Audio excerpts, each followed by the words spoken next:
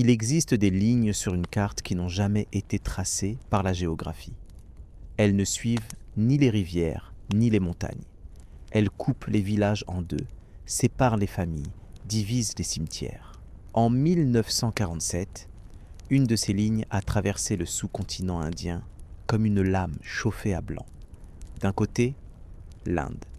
De l'autre, le Pakistan. Entre les deux, 1 million de morts. Peut-être 2 millions.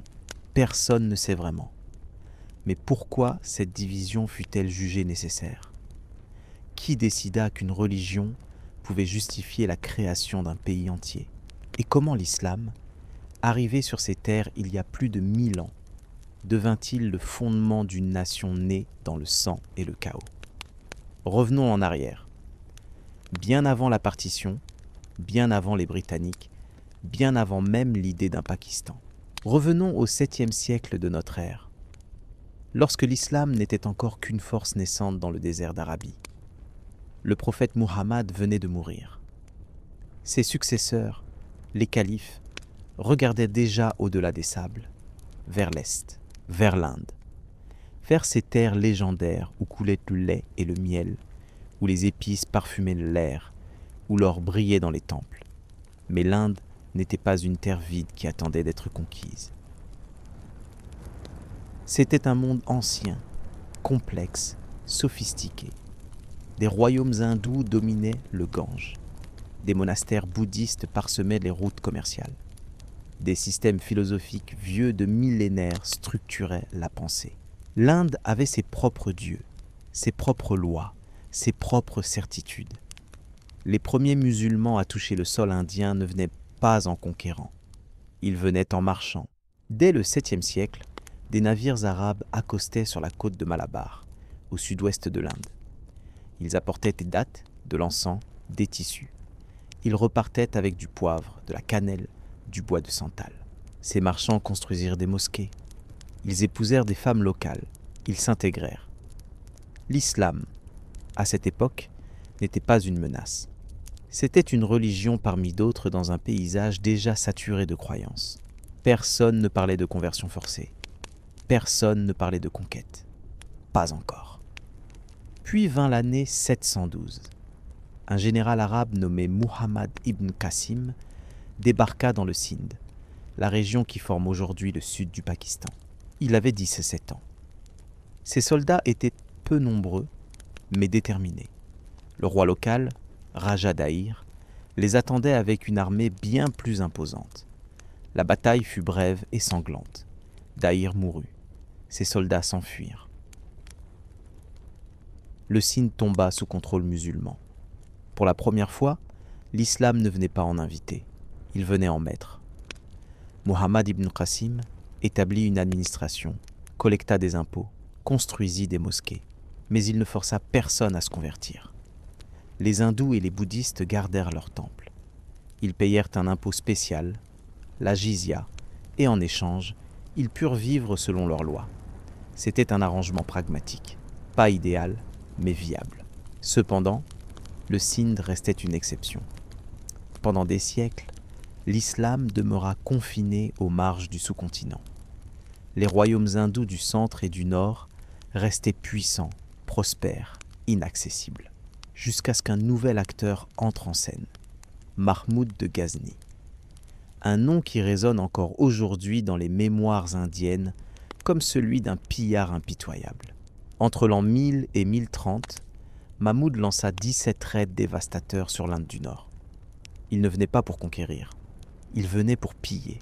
Chaque hiver, ses cavaliers descendaient des montagnes afghanes, traversaient les plaines du Pendjab, frappaient un temple riche, emportaient l'or, les joyaux, les idoles, puis repartaient avant que quiconque puisse les arrêter. Le temple de Somnath, sur la côte ouest, fut l'une de ses cibles favorites. Un sanctuaire hindou d'une richesse incroyable. Mahmoud le détruisit, emporta des tonnes d'or, massacra les prêtres. Les chroniqueurs musulmans de l'époque célébrèrent ces raids comme des victoires pour l'islam. Les chroniqueurs hindous les décrivirent comme des catastrophes.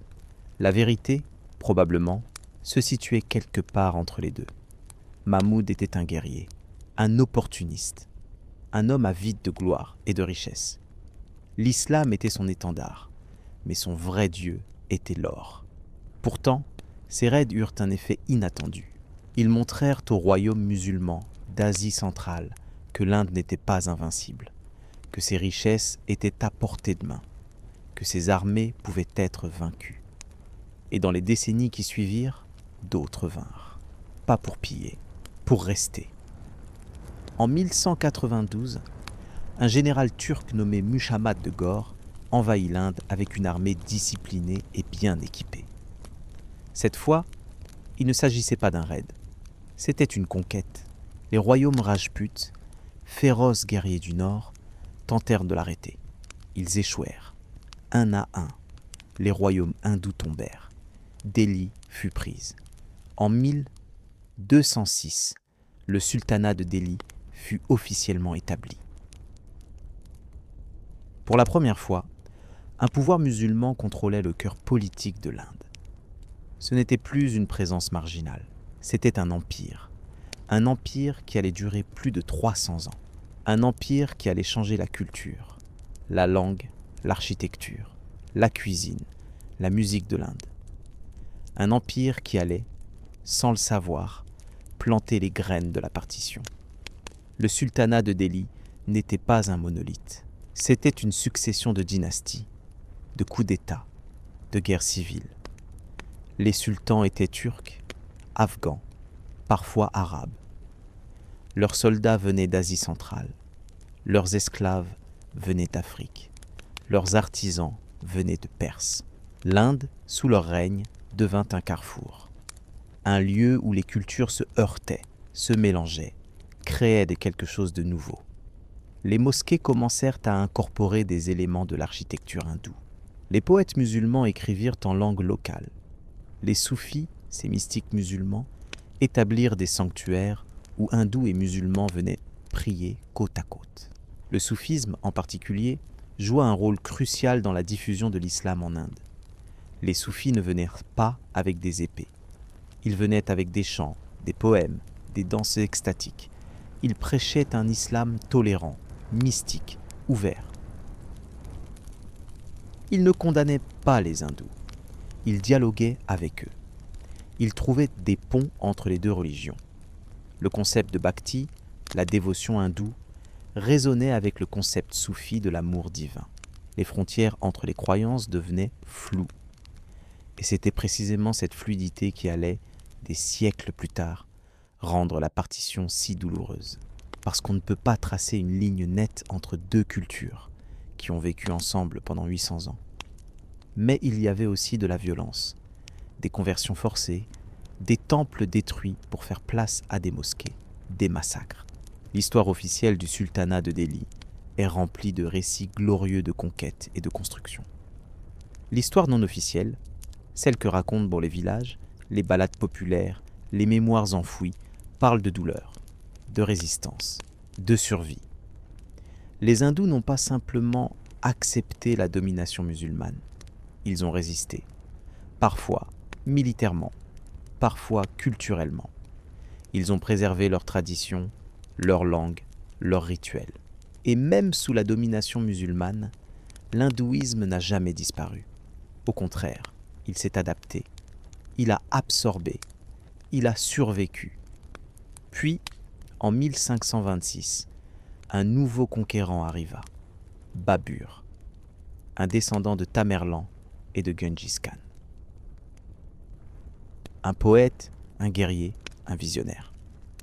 Il descendit d'Afghanistan avec une petite armée, vainquit le sultan de Delhi à la bataille de Panipat et établit ce qui allait devenir le plus grand empire musulman de l'histoire indienne, l'empire moghol. Le nom même évoque la splendeur, le Taj Mahal, les jardins de Shalimar, les miniatures persanes, la musique classique indienne. Mais l'empire moghol n'était pas seulement une affaire d'esthétique, c'était une machine administrative sophistiquée. Un système de gouvernance qui intégrait des éléments persans, turcs, indiens. Les Moghols comprirent ce que les sultans de Delhi n'avaient jamais pleinement saisi, que pour gouverner l'Inde, il fallait composer avec l'Inde, qu'on ne pouvait pas simplement imposer sa volonté. Il fallait négocier, séduire, intégrer. Akbar, le troisième empereur moghol, fut le maître de cet art. Il régna de 1556 à 1605. 50 ans de règne, 50 ans de paix relative. Akbar épousa des princesses rajputes hindoues. Il abolit la jizya, cet impôt que les non-musulmans devaient payer. Il invita des prêtres hindous, des moines bouddhistes, des missionnaires chrétiens, des prêtres zoroastriens à sa cour pour débattre de théologie. Il créa une nouvelle religion syncrétique, le Din-i-Ilahi, qui fusionnait des éléments de l'islam, de l'hindouisme, du christianisme. Personne ne l'adopta vraiment, mais le geste était symbolique. Akbar croyait en la coexistence, en la tolérance, en un empire où la religion ne serait pas un obstacle, mais un pont. Et pendant un temps, cela fonctionna. L'empire moghol prospéra. Les villes grossirent. Les routes commerciales s'étendirent. Les artistes affluèrent. Les poètes composèrent. Les architectes bâtirent. L'Inde devint l'une des économies les plus riches du monde. Peut-être un quart du PIB mondial. C'était l'âge d'or. Mais comme tous les âges d'or, il ne pouvait pas durer. Aurangzeb, l'arrière-petit-fils d'Akbar, monta sur le trône en 1658. Il était tout ce qu'Akbar n'était pas. Rigide, orthodoxe, convaincu que l'islam devait dominer, pas coexister. Il réintroduisit la jizya. Il détruisit des temples hindous. Il persécuta les Sikhs, cette nouvelle religion née au Pendjab, qui mélangeait des éléments de l'islam et de l'hindouisme. Il transforma l'empire moghol en un État islamique. Et ce faisant, il sema les graines de sa destruction.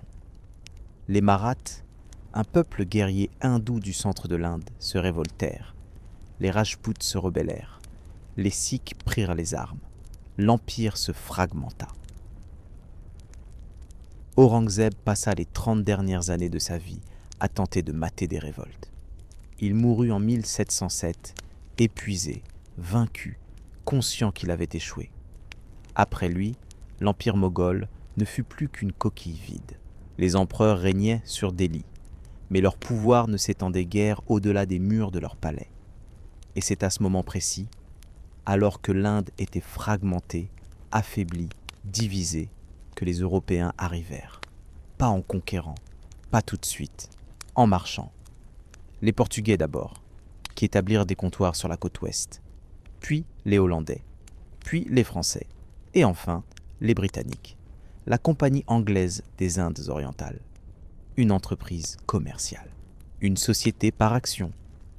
Elle ne cherchait pas à conquérir l'Inde, elle cherchait à faire du profit, elle voulait des épices, du coton, de l'indigo, du thé.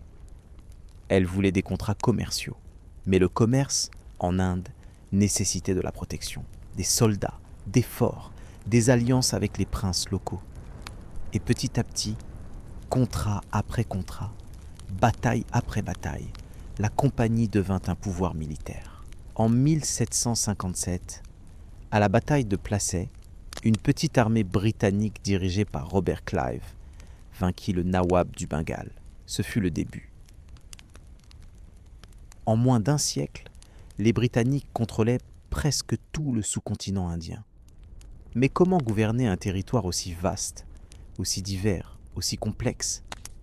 Les Britanniques adoptèrent une stratégie simple, diviser pour régner. Ils jouèrent les hindous contre les musulmans, les sikhs contre les hindous, les hautes castes contre les basses castes. Ils créèrent des recensements qui classaient les Indiens par religion, par caste, par langue. Ils institutionnalisèrent des divisions qui, jusqu'alors, étaient souvent fluides. Ils décidèrent que l'Inde n'était pas une nation, mais une mosaïque de communautés séparées. Et ce faisant, ils préparèrent le terrain pour la partition. Pourtant, au début du XXe siècle, l'idée d'une Inde divisée par religion semblait absurde. Le Congrès national indien, fondé en 1885, rassemblait des hindous, des musulmans, des sikhs, des parsis. Son objectif était simple, l'indépendance, le droit de l'Inde à se gouverner elle-même. Les dirigeants du Congrès, comme Gandhi et Nehru, croyaient en une Inde laïque, pluraliste, où toutes les religions coexisteraient. Ils croyaient que la religion était une affaire privée, pas politique. Mais tout le monde ne partageait pas cette vision. En 1906, un groupe de notables musulmans fonda la Ligue musulmane. Ils craignaient que, dans une Inde indépendante, les musulmans minoritaires soient dominés par la majorité hindoue. Ils voulaient des garanties, des sièges réservés dans les assemblées, une représentation proportionnelle, une protection constitutionnelle. Le Congrès refusa. Il insista sur l'idée d'une nation indivisible. La Ligue musulmane, de son côté, commença à parler d'une solution plus radicale. Un État séparé, un pays pour les musulmans. L'idée sembla d'abord marginale, irréaliste. Mais elle gagna du terrain. En 1930, un poète nommé Muhammad Iqbal prononça un discours devant la Ligue musulmane. Il suggéra que les régions à majorité musulmane du nord-ouest de l'Inde, le Pendjab, le Sindh, la province de la frontière du nord-ouest, le Baloutchistan, pourraient former un État musulman autonome au sein d'une fédération indienne. Il ne parla pas d'un pays séparé. Pas encore. Mais l'idée était plantée. En 1933, un étudiant indien étudiant à Cambridge, Choudhary Ramatali, inventa un nom pour cet hypothétique État. Pakistan. P pour Pendjab. A pour Afghania, la province de la frontière du nord-ouest. K pour Cachemire. S pour Sindh. Tan pour Baloutchistan. Le nom était un acronyme. Et aussi un jeu de mots. En ourdou et en persan, Pakistan signifie « terre des purs ». C'était un nom chargé de symbolisme, un nom qui suggérait que cet État serait pur, islamique, distinct, un refuge pour les musulmans face à ce qu'ils percevaient comme la domination hindoue. Mais l'homme qui allait transformer cette idée en réalité n'était pas un religieux, ce n'était pas un mollah, c'était un avocat, un homme élégant, éduqué à Londres, qui fumait des cigares, buvait du whisky, portait des costumes impeccables, Muhammad Ali Jinnah. Il avait commencé sa carrière politique au Congrès national indien. Il croyait, comme Gandhi et Nehru, en une Inde unie. Il avait même été surnommé l'ambassadeur de l'unité hindoue-musulmane. Mais dans les années 30, quelque chose changea. Peut-être fut-il frustré par le refus du Congrès d'accorder aux musulmans des garanties politiques. Peut-être fut-il blessé parce qu'il percevait comme l'arrogance de la majorité hindoue. Peut-être vit-il une opportunité politique, probablement un mélange des trois. En 1937, après que le Congrès eut remporté les élections provinciales et refusé de former des gouvernements de coalition avec la Ligue musulmane, Jinnah tira une conclusion. Les musulmans ne pourraient jamais obtenir justice dans une Inde dominée par le Congrès. Ils avaient besoin de leur propre pays. En 1940, lors de la session annuelle de la Ligue musulmane à Lahore, une résolution fut adoptée. Elle demandait la création d'États indépendants dans les régions à majorité musulmane du nord-ouest et de l'est de l'Inde. Le mot Pakistan n'apparaissait pas dans la résolution, mais tout le monde comprit. C'était le début officiel de la campagne pour un État musulman séparé. Le Congrès rejeta l'idée avec véhémence. Gandhi la qualifia de vivisection de l'Inde. Nehru la jugea impraticable. Mais Jinnah ne recula pas. Il commença à mobiliser les musulmans, à organiser des manifestations, à utiliser la religion comme un outil politique. Il déclara que l'islam et l'hindouisme n'étaient pas seulement des religions, mais des nations distinctes, que les musulmans et les hindous ne pouvaient pas vivre ensemble, que la partition était inévitable. Et puis vint la Seconde Guerre mondiale. Les Britanniques, sans consulter les dirigeants indiens, déclarèrent l'Inde en guerre contre l'Allemagne. Le Congrès, furieux, exigea l'indépendance immédiate. Les Britanniques refusèrent. Le Congrès lança le mouvement Quit India en 1942. Gandhi, Nehru et des milliers de dirigeants du Congrès furent arrêtés. La Ligue musulmane, de son côté, soutint l'effort de guerre britannique. Jinnah joua finement. Il se positionna comme un allié loyal de la couronne. Et en échange, il obtint de l'influence. Lorsque la guerre se termina en 1945, les Britanniques étaient épuisés. Leur empire s'effondrait. Ils savaient qu'ils devaient quitter l'Inde. Mais comment? À qui transmettre le pouvoir? Au Congrès? À la Ligue musulmane? Aux deux? En 1946, des élections furent organisées. Le Congrès remporta la majorité des sièges généraux. La Ligue musulmane balaya tous les sièges réservés aux musulmans. Le message était clair. Les musulmans, du moins ceux qui votaient, soutenaient l'idée du Pakistan. Mais le Congrès refusait toujours la partition. Les négociations s'enlisèrent. Les tensions montèrent. Et en août 1946, Jinnah appela à une journée d'action directe pour forcer la main des Britanniques. Ce qui se passa ensuite fut une catastrophe. À Calcutta, des émeutes éclatèrent. Hindous contre musulmans, musulmans contre hindous. Pendant 4 jours, la ville sombra dans le chaos. Les rues furent jonchées de cadavres, les maisons brûlèrent, les femmes furent violées, les enfants furent massacrés. On estime que 4000 personnes moururent. Peut-être plus. Les émeutes de Calcutta se propagèrent à d'autres villes. Noakhali, Bihar, Lahore. La violence devint incontrôlable. L'Inde glissait vers la guerre civile. Les Britanniques paniquèrent. Ils envoyèrent un nouveau vice-roi, Lord Mountbatten, avec une mission simple, partir rapidement. Mountbatten arriva en mars 1947. Il comprit immédiatement que la partition était inévitable. Ni le Congrès ni la Ligue musulmane ne feraient de compromis. Il annonça que l'indépendance serait accordée le 15 août 1947, dans moins de 6 mois, et que l'Inde serait divisée en 2 pays, l'Inde et le Pakistan. Mais personne ne savait où tracer la ligne. Quelle province irait où? Quelle ville? Quel village? Mountbatten nomma un avocat britannique, Sir Cyril Radcliffe, pour dessiner la frontière. Radcliffe n'avait jamais mis les pieds en Inde.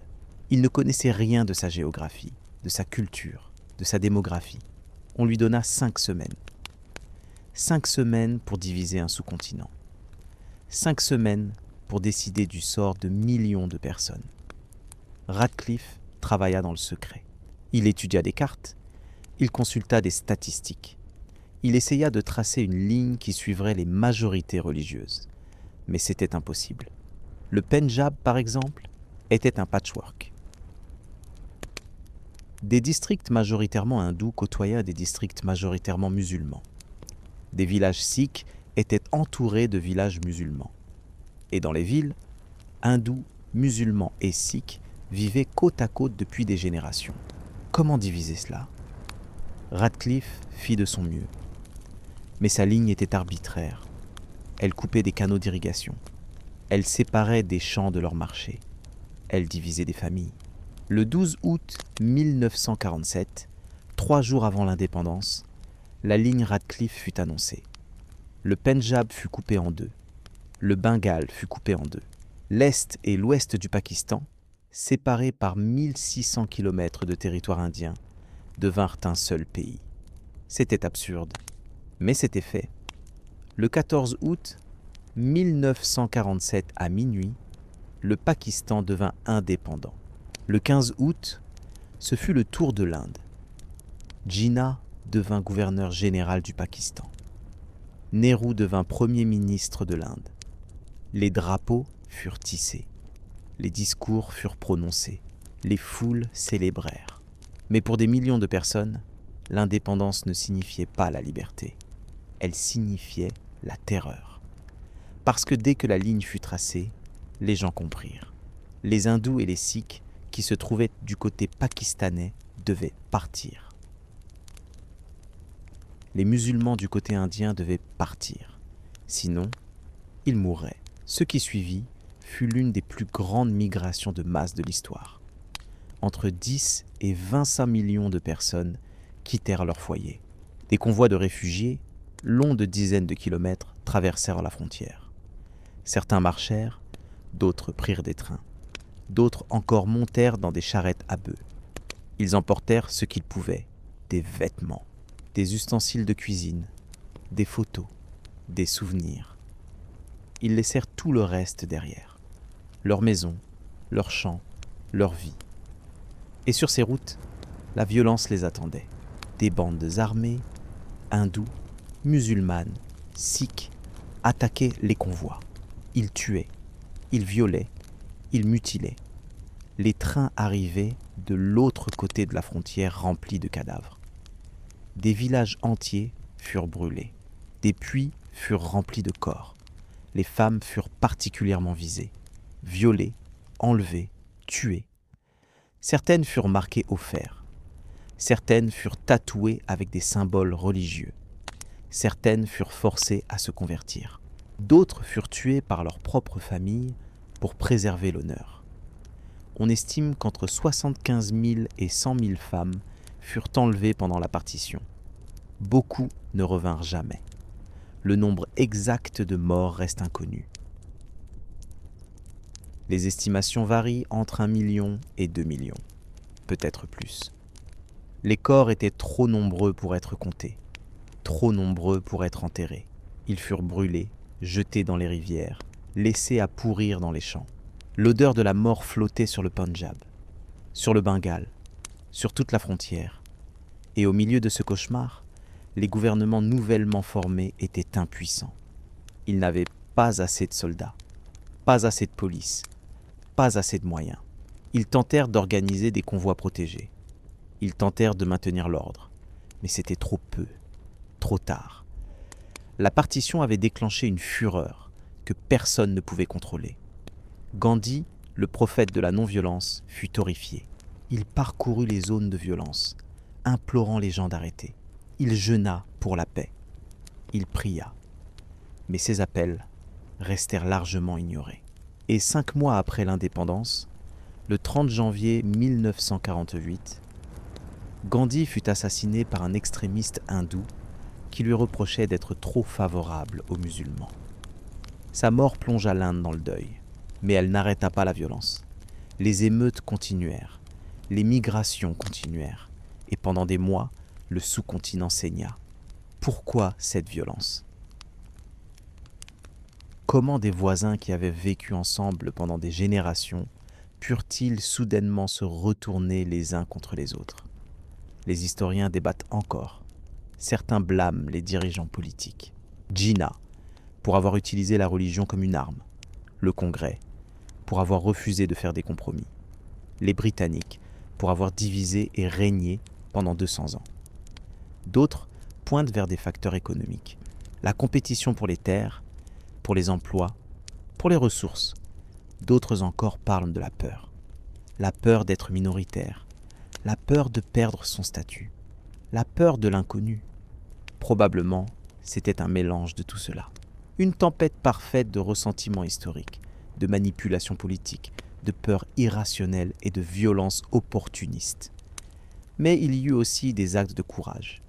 Des hindous qui cachèrent des musulmans qui protégèrent des hindous, des sikhs qui escortèrent des convois de réfugiés à travers des territoires hostiles, des individus qui risquèrent leur vie pour sauver leurs voisins. Ces histoires sont moins connues, elles sont moins dramatiques, mais elles sont tout aussi vraies, et elles rappellent que même dans les moments les plus sombres, l'humanité peut persister. Lentement, la violence s'apaisa. En 1948, la plupart des migrations étaient terminées. Les nouvelles frontières furent acceptées. L'Inde et le Pakistan commencèrent à construire leurs États. Mais les blessures de la partition ne guérirent jamais vraiment.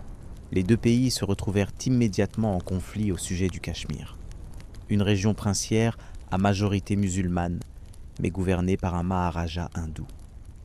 Le Maharaja choisit de rejoindre l'Inde. Le Pakistan considéra cela comme une trahison. Une guerre éclata en 1947. Elle dura 1 an. Elle se termina par une ligne de cessez-le-feu qui divisa le Cachemire en deux.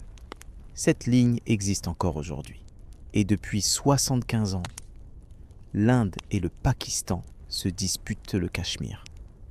Ils ont mené 3 guerres majeures, en 1947, en 1965, en 1971. Des dizaines de milliers de soldats sont morts. Des centaines de milliers de civils ont été déplacés. Et le conflit n'est toujours pas résolu. Le Pakistan, dès sa naissance, fut confronté à des défis immenses. Géographiquement, il était absurde. 2 ailes séparées par plus de 1600 km. L'aile ouest, le Pakistan actuel, abritait le Pendjab, le Sindh, le Baloutchistan, la province de la frontière du nord-ouest. L'aile est, qui deviendrait plus tard le Bangladesh, abritait le Bengale oriental. Les 2 ailes n'avaient rien en commun, sauf la religion. Elles parlaient des langues différentes. Elles avaient des cultures différentes, des économies différentes, mais elles étaient censées former un seul pays. Politiquement, le Pakistan était fragile. Jinnah, le père fondateur, mourut en septembre 1948, à peine 1 an après l'indépendance. Son successeur, Liaquat Ali Khan, fut assassiné en 1951. Le pays sombra dans l'instabilité. Les gouvernements civils se succédèrent. Les coups d'État militaires devinrent la norme.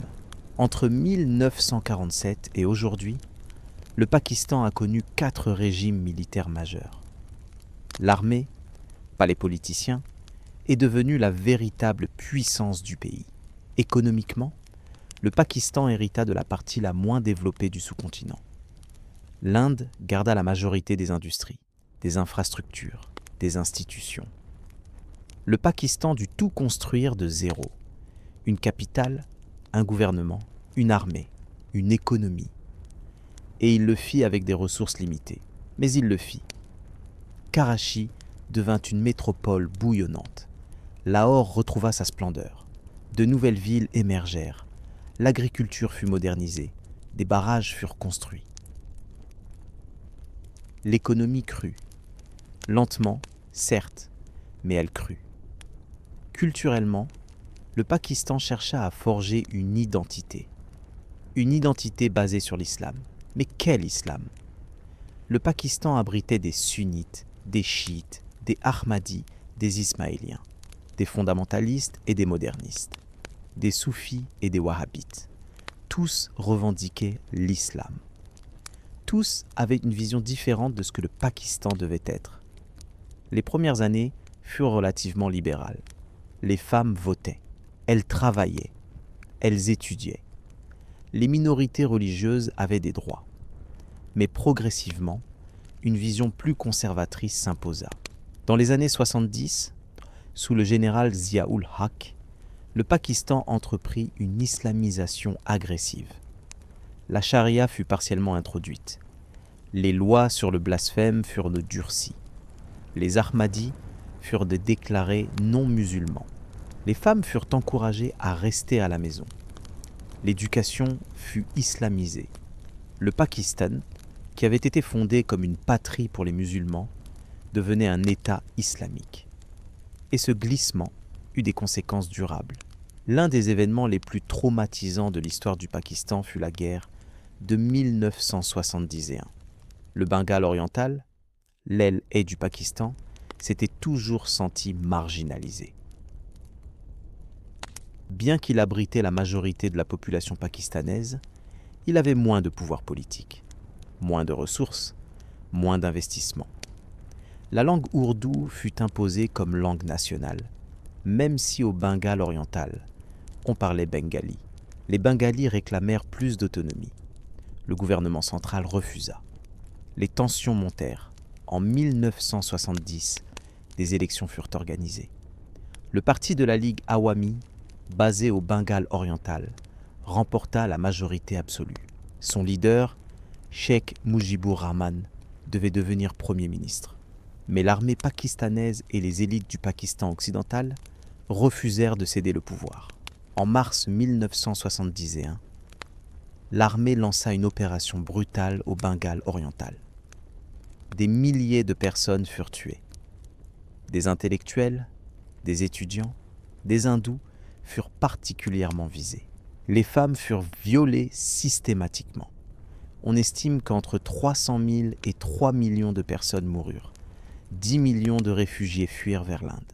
L'Inde, qui voyait une opportunité d'affaiblir son rival, intervint militairement en décembre 1971. En 13 jours, l'armée pakistanaise fut vaincue. Le Bengale oriental devint le Bangladesh. Le Pakistan perdit la moitié de sa population. Son unité, basée sur la religion, s'était révélée insuffisante. La géographie, la langue, la culture comptaient aussi. C'était une leçon douloureuse. Depuis lors, le Pakistan a continué à lutter avec son identité. Doit-il être un État laïque ou religieux? Une démocratie ou une dictature militaire? Un allié de l'Occident ou un défenseur du monde musulman? Ces questions n'ont jamais été résolues. Et elles continuent de diviser la société pakistanaise. Dans les années 80, le Pakistan devint un acteur clé dans la guerre froide. Lorsque l'Union soviétique envahit l'Afghanistan en 1979, les États-Unis utilisèrent le Pakistan comme base pour armer et entraîner les moudjahidines afghans. Des milliards de dollars affluèrent, des armes affluèrent, des combattants islamistes affluèrent. Le Pakistan, sous le général Zia, joua le jeu. Il forma des groupes militants. Il les envoya combattre en Afghanistan. Et lorsque les soviétiques se retirèrent en 1989, ces mêmes groupes ne disparurent pas. Ils restèrent. Certains se tournèrent vers le Cachemire, d'autres vers l'Afghanistan, d'autres encore vers le Pakistan lui-même. Le Pakistan avait créé un monstre qu'il ne pouvait plus contrôler. Les années 90 et 2000 virent la montée du terrorisme. Des attentats devinrent fréquents, des mosquées furent attaquées, des marchés furent bombardés, des écoles furent prises d'assaut. L'attentat le plus choquant eut lieu en décembre 2014, lorsque des militants talibans attaquèrent une école à Peshawar. Ils tuèrent 132 enfants. Le Pakistan fut horrifié. Mais même cet acte barbare ne suffit pas à unir le pays contre le terrorisme. Parce que le terrorisme au Pakistan n'est pas monolithique. Certains groupes ciblent l'Inde, d'autres ciblent l'Afghanistan, d'autres encore ciblent l'État pakistanais lui-même. Et l'armée pakistanaise a longtemps fait la distinction entre bons et mauvais terroristes. Les bons ciblent les ennemis du Pakistan. Les mauvais ciblent le Pakistan. Cette politique a été désastreuse. Elle a créé un climat de violence permanente. Elle a isolé le Pakistan sur la scène internationale. Elle a coûté des dizaines de milliers de vies. Aujourd'hui, le Pakistan reste un pays de contradictions. C'est une démocratie, du moins en théorie, mais l'armée détient le vrai pouvoir. C'est un État islamique, mais des millions de Pakistanais vivent des vies laïques. C'est une nation nucléaire, mais des millions de ses citoyens vivent dans la pauvreté. C'est un allié des États-Unis, mais il abrite des groupes militants anti-américains. C'est un pays jeune, 75 ans seulement, mais il porte le poids de plus de 1000 ans d'histoire islamique en Inde. Et c'est précisément cette histoire qui rend le Pakistan si complexe. Parce que le Pakistan n'est pas simplement un pays créé en 1947. C'est l'aboutissement d'un long processus. Un processus qui commença avec les premiers marchands arabes au 7e siècle, qui se poursuivit avec les invasions de Mahmoud de Ghazni et de Muhammad de Ghor, qui se développa sous le sultanat de Delhi et l'empire moghol, qui fut transformé par la colonisation britannique, et qui culmina avec la partition. Le Pakistan est aussi le produit d'une idée. L'idée que les musulmans du sous-continent indien avaient besoin de leur propre pays. L'idée que l'islam n'était pas seulement une religion, mais une nationalité. L'idée que les hindous et les musulmans ne pouvaient pas coexister. Cette idée fut contestée par Gandhi, par Nehru, par des millions de musulmans qui choisirent de rester en Inde, par des millions d'hindous et de sikhs qui furent expulsés du Pakistan. Mais elle prévalut, et elle créa 2 pays qui, 75 ans plus tard, sont toujours en conflit. Qui ont mené 4 guerres, qui possèdent des armes nucléaires, qui se regardent avec méfiance et hostilité. Mais le Pakistan est aussi un pays de résilience. Malgré les guerres, les coups d'État, les catastrophes naturelles, les attentats terroristes, le Pakistan survit.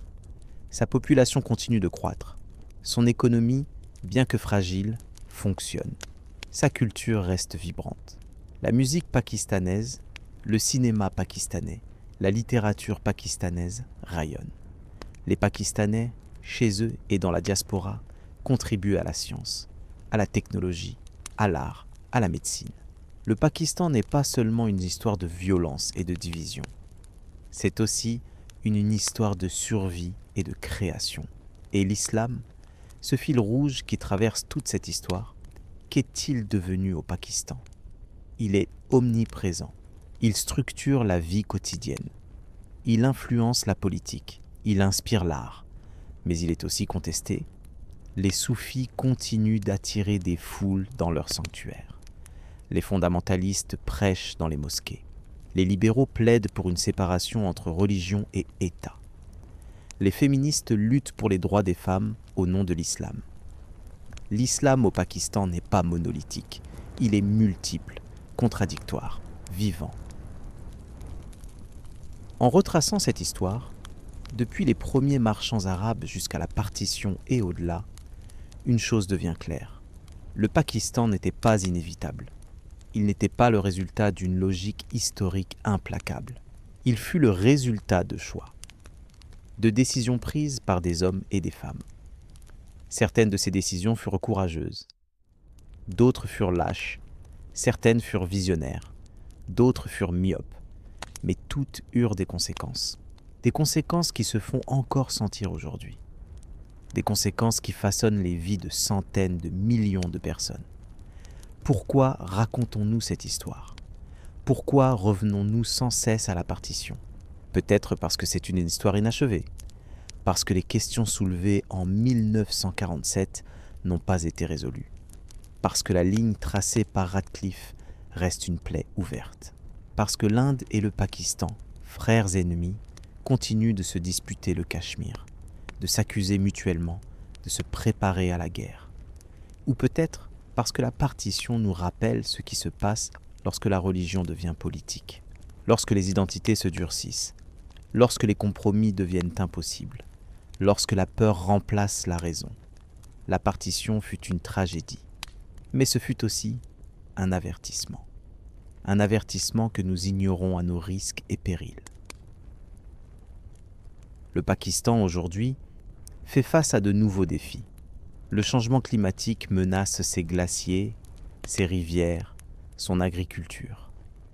La croissance démographique met à rude épreuve ses ressources. L'extrémisme religieux reste une menace. La corruption mine ses institutions. Les tensions avec l'Inde ne montrent aucun signe d'apaisement. Mais le Pakistan a survécu à pire. Il a survécu à la partition. Il a survécu à la perte du Bangladesh. Il a survécu à des décennies de dictature militaire. Il survivra probablement à ces nouveaux défis aussi. Et peut-être, un jour, l'Inde et le Pakistan pourront-ils regarder leur passé commun sans amertume. Reconnaître que pendant des siècles, leurs histoires furent entrelacées. Que l'islam et l'hindouisme coexistèrent, se mélangèrent, créèrent quelque chose d'unique.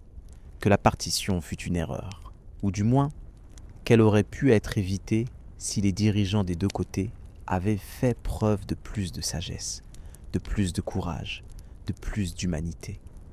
Mais peut-être est-ce trop demandé. Peut-être les blessures sont-elles trop profondes. Peut-être les mythes nationaux sont-ils trop enracinés. Ce qui est certain, c'est que l'histoire du Pakistan, l'histoire de la partition, l'histoire de l'islam en Inde n'est pas une histoire simple. Ce n'est pas une histoire de héros et de méchants. Ce n'est pas une histoire de bien contre mal. C'est une histoire complexe, nuancée, douloureuse. C'est une histoire de choix difficiles, de conséquences imprévues, d'espoir brisé. Mais c'est aussi une histoire de résilience, de créativité, de survie. Et c'est une histoire qui continue. Parce que le Pakistan existe. Parce que ses habitants continuent de vivre, de rêver, de lutter. Parce que l'histoire n'est jamais terminée. Elle se construit chaque jour. Par des millions de personnes. Par vous. Par moi. Par tous ceux qui choisissent de se souvenir, de comprendre, d'apprendre. Et peut-être un jour de guérir.